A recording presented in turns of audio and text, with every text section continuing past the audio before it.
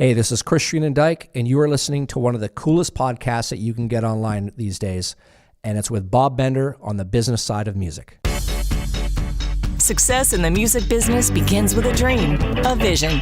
This podcast will give you, the listener, the insight and tools to turn that vision into a reality. Meet the industry professionals who work day by day behind the scenes, helping to make those dreams come true. Welcome to the business side of music. This is Bob Bender, and you're listening to this edition of the business side of music. On the show today, we have the husband and wife team of Alexander and Jenessa MacMullin, or better known as Soapbox Duo. Their original music is a smooth combination of folk, rock, and jazz. This Canadian couple hit the bricks running in the fall of 2015 and have exploded onto the Edmonton Alberta music scene. Jenessa and Alexander met while attending jazz school. Jenessa's powerful voice mixed with Alexander's innovative guitar led them on a musical journey influenced by such notable acts as the Civil Wars, John Mayer, the late Amy Winehouse, and the Queen of Soul herself, Aretha Franklin. The couple writes and performs about topics that stir their hearts with a passion born of their personal life experiences. Their goal is to encourage and inspire others using their art as a soapbox. The couple writes and performs about topics that stir their hearts with a passion born of their personal life experiences. Jenessa and Alexander, in addition to releasing their first EP with 2 accompanying music videos, have also produced a documentary on the people and country of Haiti. Let's welcome to the studio Alexander and Jenessa, Soapbox Duo. Thank you. Thanks. First of all, how'd you two meet? How'd you get together? We actually met in music school. I was studying guitar and she was studying vocals. It was a great fit musically, and we just got to know each other really well doing projects together, and we thought, maybe we could make something of this. Yeah. And you're the guitarist, and she's the vocalist. Now, I notice on your projects that I've listened to, especially like the song Complexion, there's some really just wonderful harmonies. Are you doing all the harmonies to her lead? Yeah, I also sing, and she also plays guitar. We're really strong in both areas, and we also are able to do both, so we can make a lot of different sounds with that. Yeah, it's just when we went to university, I took the vocal program and he took guitar. So we're both stronger in those suits, but we certainly enjoy harmonizing together. Sometimes Alexander takes the lead, like the melody throughout the song. Sometimes I take it. Our new album, I'm a little bit more dominant vocally, but we're really excited about sharing that with everyone. So on your new album, all original material? Yes, it is. One of the tracks is actually written by another Edmonton artist. We were at a small local show and heard him play it as a solo piece and fell in love with it. It's perfect for us. It really fits the vintage meets modern sort of style. It's in 6/8 and it's a love song, so we do it as a little bit of a duet. I'm really excited to share that one with you. It kind of reminds me of what's similar to it right now, maybe Ed Sheeran's Perfect. He just did that duet with Beyonce, and last year or the year before, Meghan Trainor and John Legend did one in a similar style, so we're excited about sharing that with people. We believe that, it'll be one that'll hit home for a lot of listeners. What's the title of the cut? That one is called Easy. So one of the things that I noticed when I was going over your website was, from what I understand in previous conversation, it's your debut album, self-titled, Soapbox Duo, and the one song I absolutely just fell in love with right off was the first track, Complexion. Tell us a little bit about that story and how that song came about. I wrote this song in a time where I was going through a lot of struggles, and that voice inside your head that just beats you down, it just was really getting at me. So I wrote this song to kind of express those feelings. Yeah, it actually morphed a little bit over time. We went to do some pre-production with Jared Salty of the Royal Foundry, who produced that EP. And he was like, hey, take this one back and play around with it a little bit. Try adding like another section or something like that. And so I was driving home one day, and I got this kind of hooky chorus in my head. That's the blah, blah, yada, yada sort of part. And I recorded it on my phone while I was driving, and I shared it with Alexander when I got there. And we ended up trying to insert it in the song, and we felt like it fit. We were a little nervous about it at first because we didn't want it to be silly or cliche, to take away from the rest of the song, and we weren't sure how people would feel about it. So we actually played it for some friends and family and asked them their opinion, and they really liked the idea. And now that we've actually played it for a couple of years for audiences, that is one that people love, and we often get the audience to sing that chorus with us. There's my physiotherapist has a 2-year-old that says that or my therapist always says that he's asking for that song when they go in the car. He asks for the blah blah song, and I thought that was the cutest little thing. Yeah, it's a great subtitle for it. So you said you had to go back and work on it a little bit. What was the time span to write a song such as this? Oh, writing songs is so different every time we write it. Sometimes I'll sit down and I'll just get something out in like 40 minutes and it's done and it's great.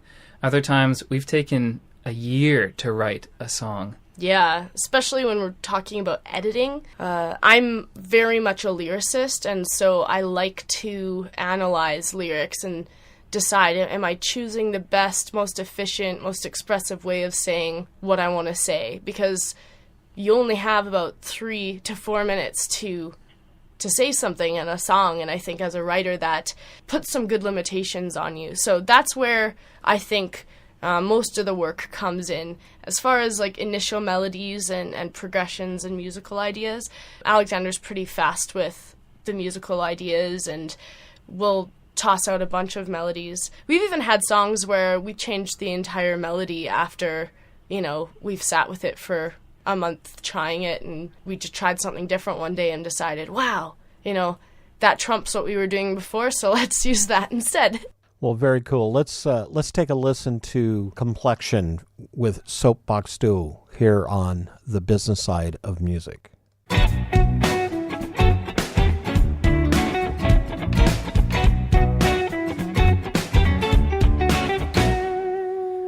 stood my ground when you came walking, but you couldn't sweep me off my feet.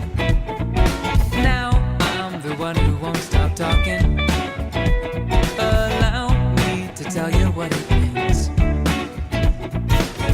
I didn't know that it would turn out this way. The mirror shows only the clothes I chose to wear out today. I would happily give them all away. The voice inside my head, blah blah yada yada, blah blah yada yada, goes round and round again, blah blah yada yada, blah blah yada yada, and I choose not to look in my reflection.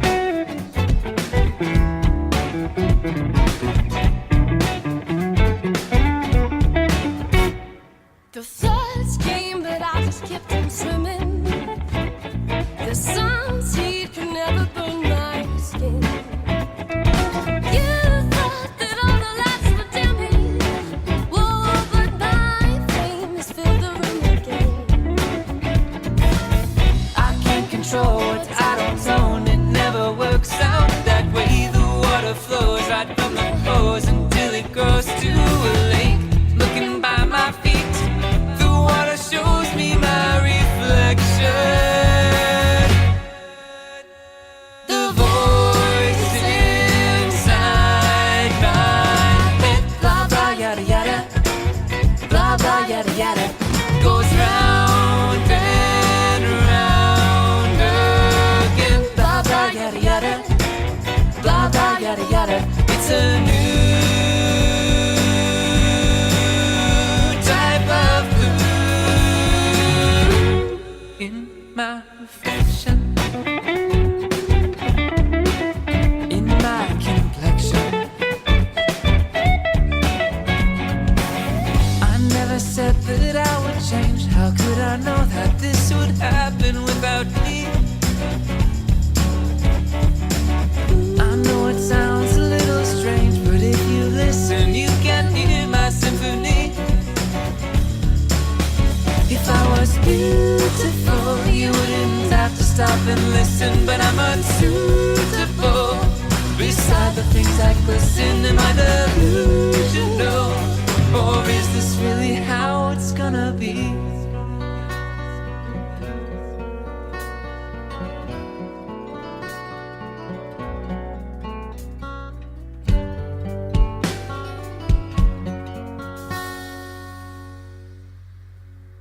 I see the rain, it won't stop falling. But my blue umbrella is open. Just past the silver beams of lightning, the sun burns and I can feel its heat.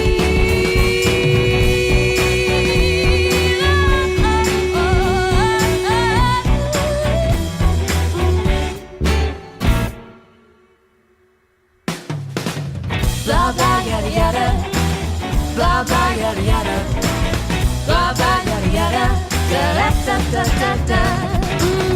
Blah blah yada yada, blah blah yada yada, blah blah yada yada, da da da da da. You're listening to the business side of music. This is Bob Bender with the business side of music. We have Alexander and Jenessa MacMullin here in the studio from Alberta, Canada, of all great places. It's probably as cold up in Canada right there as it is in Nashville, Tennessee right about now, or maybe vice versa. Anyway, glad to have you on the show. Thanks, Bob. It's always good to find new talent, especially from north of the border. You know, I noticed on your bio, you say you're influenced by such acts as John Mayer and Amy Winehouse and Civil War's Aretha Franklin. I also hear a little bit of jazz in there. I hear a little bit of blues influences. You've really kind of taken the melting pot of music to come up with what I think is some great material. Oh, thank you. you so much. Going to Grant McEwen, you just are surrounded by so many incredibly talented artists in so many genres. So you end up falling in love with different parts, and then you just end up putting them together. Yeah, it's funny when people ask you to determine your genre or classify yourself. It's a difficult thing, I think, because musicians throughout all of history have taken ideas from different styles and fused them together.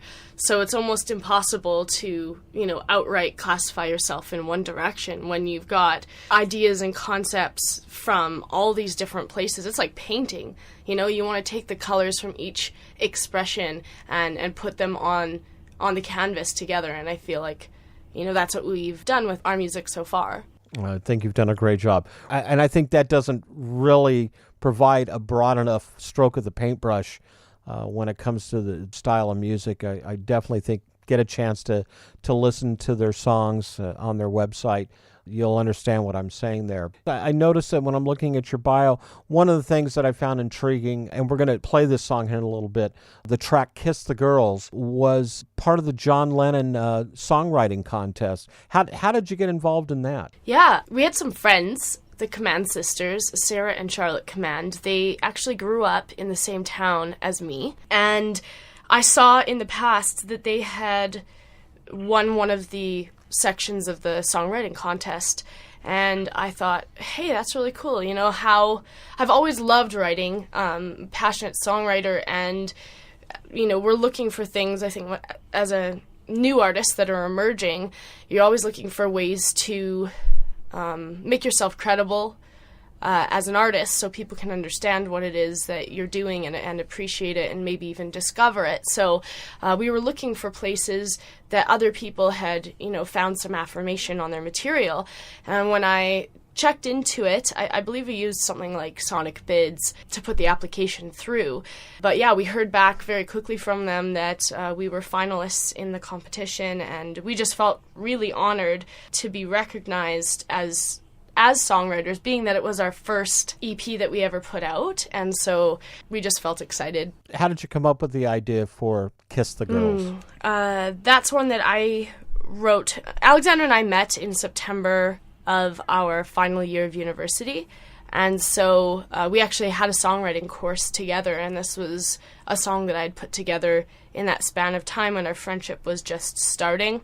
something that I was very passionate about and have been for a number of years is the prevention of sexual abuse. This song, I'd read a book also by Lisa Bevere.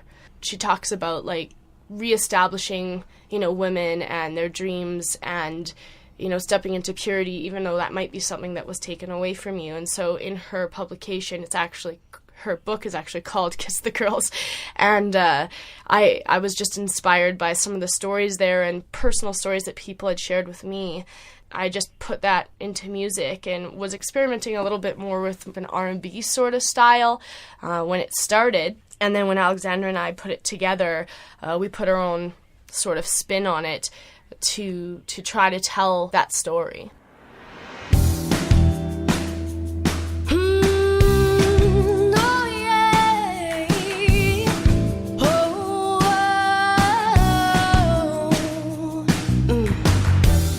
Girls and made them cry. Secrets shrouded their young lives like a great film or a clinging residue. No safe haven in which to rest, or swimming images in their heads, voices and shadows of innocence left behind. And this is for all of my daughters. Hear me out.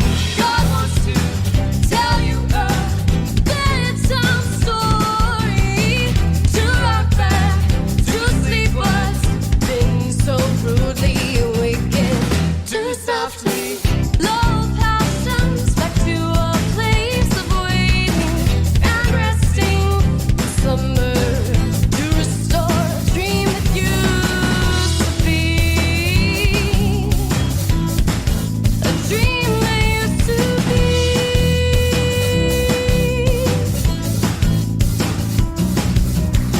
Women all over the world cry out. We don't want fear, we don't want doubt. We want dignity, honor, and mystic to be restored.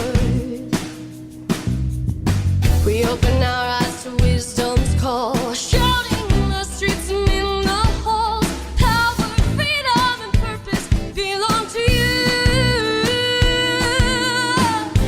And this is for all of my daughters. Hear me out.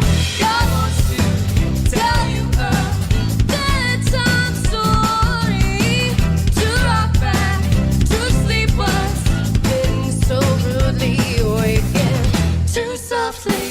Low passions back to a place of waiting and resting in slumber, to restore a dream that used to be. Oh, oh, oh, a dream that used to be.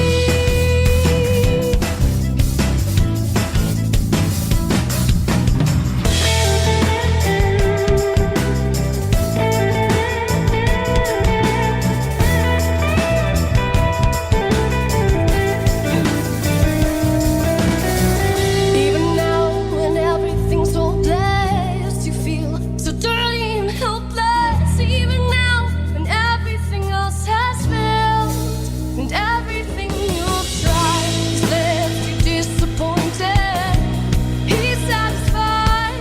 Even now, when it seems as though it is already too late. Oh, God wants to tell you a bedtime story. To sleep what's been so rudely awakened, too softly. Low passions back to a place of waiting and resting in slumber, to restore a dream that used to be. A dream that used to be.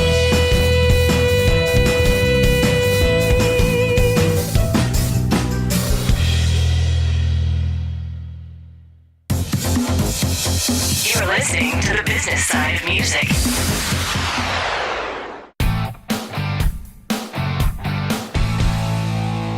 Hi, this is Vinny Rebus, the founder of Indie Connect. Our goal is to ensure that you have the knowledge, the tools, skills, resources, and connections that you need to develop a profitable and long-lasting career in music.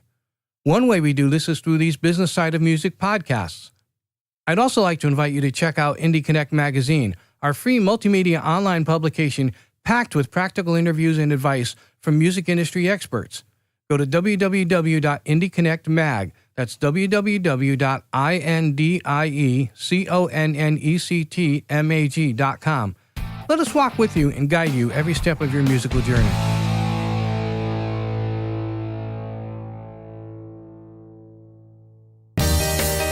Next up, the Indie Artist Spotlight, brought to you by Reverb Nation.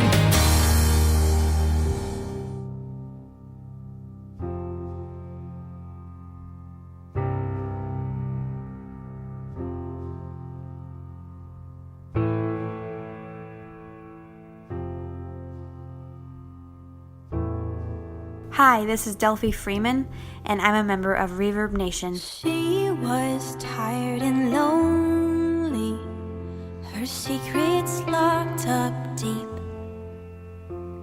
A stranger in an ocean of unrequited love. Dying in LA, sorry I can't stay. Do you know the ways of my heart?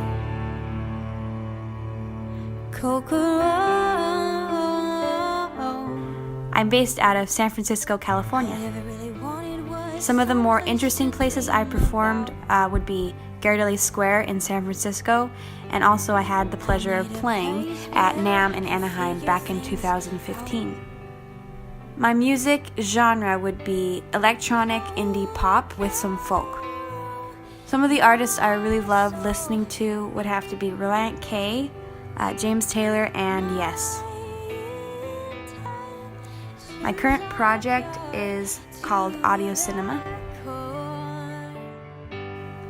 Here's a cut from Audio Cinema titled Who Am I?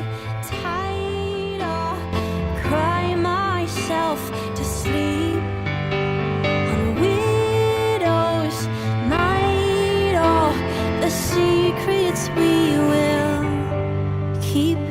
Have you ever met death? Do you know his pain?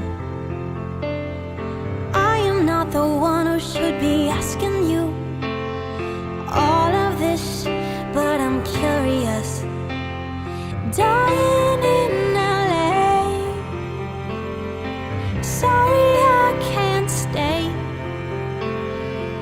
Do you know the ways of my heart? Could cure my soul. My intentions are pure to the core. I'm searching for a cure. I'll get it out of my head that I'm already dead, and I'll never go anywhere.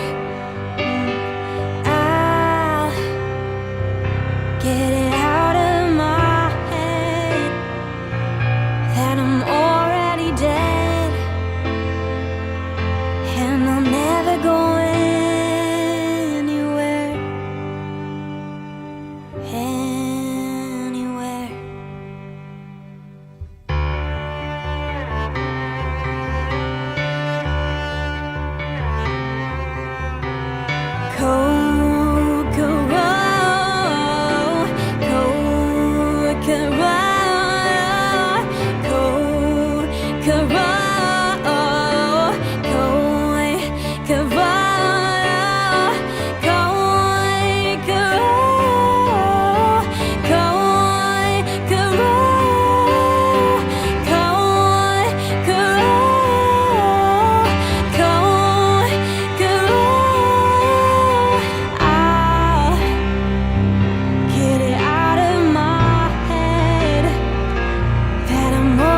Dead,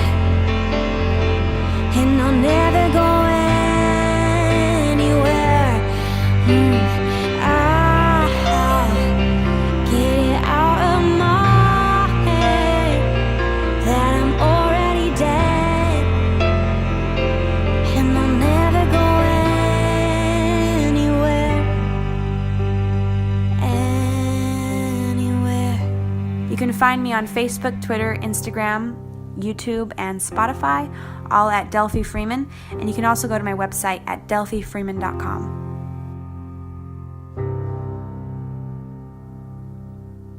I will accept the things I can't change, change the things I can, with wisdom to know the difference. This is Delphi Freeman, and I'm a member of Reverb Nation.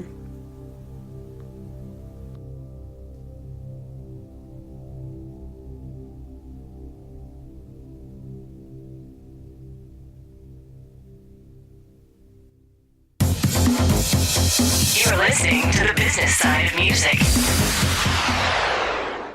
We're back in the studio. This is Bob Bender with Alexander and Jenessa MacMullin. Glad to have you on the show. So we talked a little bit about the John Lennon Songwriting Contest. It was also a finalist in the Los Angeles vocalist competition. Yeah, it's called Top Vocals. They take monthly submissions, and so it was similar to that. We heard about it and we thought, you know what, why not? Why don't we just see what people think? And we put it through, and we ended up being a finalist in that as well. And that's a stiff competition.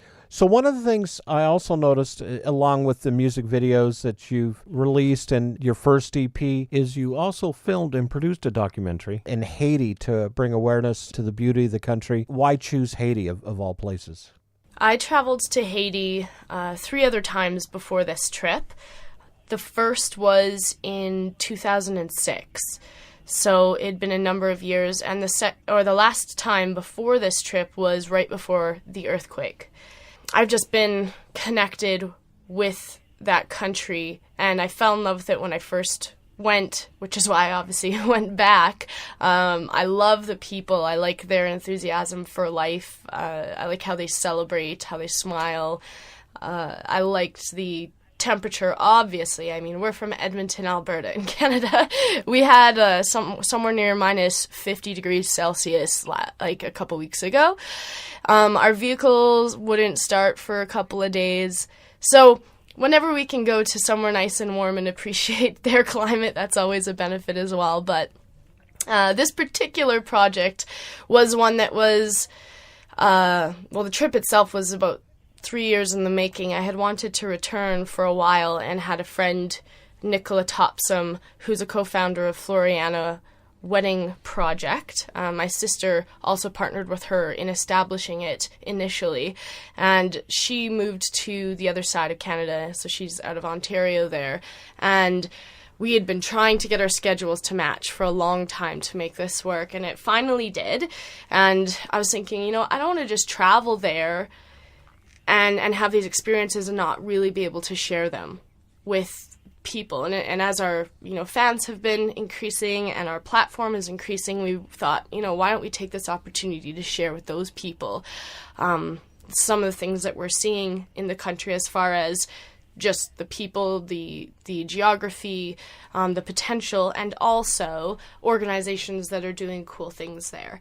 So we got a director who works out of both Edmonton and Vancouver, named Justin Brunell of Moving Artistry Productions, and he was keen to come. He's a traveler, adventurer, far more adventurous than myself, and he was the perfect fit to go. He's just fantastic, and all he could bring, because of security purposes, we didn't really have anywhere that we were storing anything, so he couldn't bring big gear.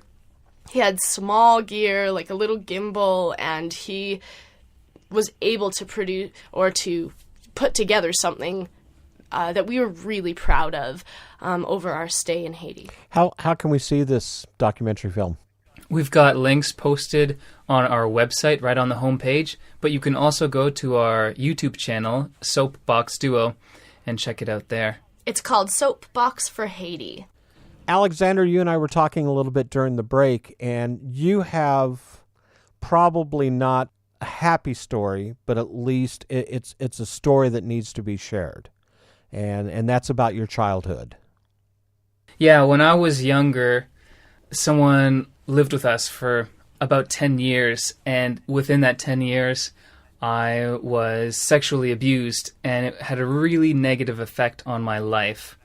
When I finally met Jenessa, we were able to work through those things. I stopped doing drugs and I stopped drinking, and it was just amazing to have that happen. And we went through the legal process. Once everything was done, 3 years going to court hearings and talking with lawyers, we decided, now that this is all behind us, let's just take a trip. So we went to Mexico, and we just had the best time. And while we went there, we had some inspiration to write a song about just being together, being in love, and it was just a really great moment. Is this something you're working on? I understand you're in the studio now recording a new project. Is this something that's going to be on the new album? Yes, it is. This is one that's going to be our single that we're releasing the earliest. And the idea of it is that when we traveled, we didn't do any business. We didn't turn our phones on even. We took no pictures or videos, so we didn't have to have our hair done, or I didn't have to wear makeup. It was a real escape. And so we wanted to capture, the joy of that kind of an escape. And I feel like a lot of people are looking for that, that getaway, that escape from their own realities or circumstances in a positive way. And so that's kind of the story of the song. And it's got a very, Major Lazer and DJ Snake sort of sound with maybe a mix of the Chainsmokers. We like to play a lot of cover songs, and we've loved some of the songs that they've come out with, and we found that, people move to them, people dance, so we started experimenting with that kind of groove, that kind of feel, and came up with this really pop, really fun tune, and it's called Mexico. I think you've brought up something that's definitely important, and that is the broad base of music that you listen to. I've been doing this for a long time, and my son introduced me to the Chainsmokers about a year ago, and really got into the music. Loved, what they were along with the Civil Wars. Dug that music. I think it's great, and I think all songwriters need to understand what you just said, is turning off the phones, turning off the electronic devices, because, that can after a while just become white noise or static or clutter, and really can affect the way you hear something or conceptualize something, especially when it's going to come to writing a song. Do you see it that way? Definitely. Absolutely. It's amazing what it can do just to turn off all the technology and the games and just be in the moment, but for longer than a moment, to really sit in there for a while. Yeah, it was paramount for our marriage as well, and our relationship. We work together full time. Music is our career, and so you are always on the phone, on a computer, on an iPad, on something, booking or emailing or staying up to date with social media and the new platforms that are coming out. And it can be ongoing. It's an entrepreneurial style of career. And so being able to actually shut things off, and it felt weird, really. It felt weird to not be checking something, or, we just have this automated, muscle memory, right? So we do it so often that it felt strange at first, but it didn't take too long. It was probably halfway through the first day that it was just like, there it is. I'm just me, he's just him, and we're in this place, and nobody knows us, and we're just having the time of our lives. I think that's, once again, so important that, and it's becoming so much more difficult now to be able to unplug and just recharge with someone special, and especially when you're a creative person, you have a creative soul, and you want to be able to come up with some inspiration without having to force it. And so we need to do that. We need the electronics to go dark. And I think, that's a way to be inspired and be more creative. And I don't think enough artists do that to really expand their horizon. So I'm glad to hear that you discovered that. Yeah, thanks. So what's next for Soapbox Duo? We have a lot of exciting things coming up. We are working alongside Vinny Rebus of Indie Connect out of Nashville to put on a program that shares our story. As Alexander mentioned earlier in the interview, he's a survivor of childhood sexual abuse, and it's something that I was passionate about before we even met. And so it's something that we want to give further voice to and resource and just open the conversation about. I think now the climate is even more socially ready to hear about stuff like this, being that with everything happening in Hollywood, etc., it's come to the forefront, I believe, and it was something we were already doing, and so it's nice that now we can kind of sidle that movement and really share and hopefully save some people from going down the road that Alexander was down, and a lot of other people who are trying to live with PTSD and things like that. So that's what we're most excited about. In addition, we are going on a Western Canadian tour with a R&B pop artist named Josh Sahunta out of Edmonton, and we're going to be in Saskatchewan, Alberta, and BC throughout April, May. And we're planning to head back to Nashville in August. We're attending the CD Babies DIY Musicians Conference and making connections there, likely doing some showcases as well. So you're going to be busy for the next several months. Certainly. Very busy, but that's how we like it. Never stops. Good. Absolutely. So how can fans find you? They can find us on Instagram and Facebook, and YouTube. Those are the platforms that we most often post.